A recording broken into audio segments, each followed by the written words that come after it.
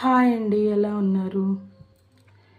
నేను రావి ఆకులు తీసుకొని వచ్చి ఈ విధంగా 15 రోజుల పాటు వాటర్లోనే ఉంచానండి.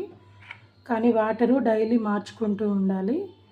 ఇప్పుడు దాంట్లో ఒకటి తీసి ఇదిగోండి ఈ విధంగా మనం బ్రష్తో ఈ విధంగా చేయాలండి. చూసారా, ఆ గ్రీన్ కలర్ అంతా పోయి దాని లోపల ఉన్న లేయర్ మాత్రమే బయటకు వస్తుంది.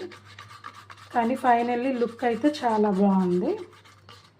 సరే, మీరు కూడా ఎవరైనా ట్రై చేయాలనుకుంటే 15 డేస్ కంపల్సరీ ఉండాలండి వాటర్లో. కానీ వాటర్ అయితే మాత్రం ఎప్పటికప్పుడు మార్చుకుంటూ ఉండాలి, ప్రతిరోజు మార్చాలి, లేకపోతే స్మెల్ తట్టుకోలేము. కానీ కష్టపడితేనే ఫలితం అంటారు కదండి. సరే, ఒకసారి కష్టపడి చూద్దామని అనుకున్నాను. కానీ ఫైనల్ లుక్ అయితే చాలా అంటే చాలా బాగా వచ్చాయి. సరే, ఇదిగోండి ఈ విధంగా చాలా బాగా వచ్చాయి కదండి. అయితే జాగ్రత్తగా చేయాలండి. హడావిడిగా చేశానంటే చినిగిపోతాయి. కానీ చూడండి ఎంత బాగా వచ్చాయో. ఎవరైనా ట్రై చేయాలనుకుంటే ఒకసారి ట్రై చేయండి. Thank you for watching. Bye friends.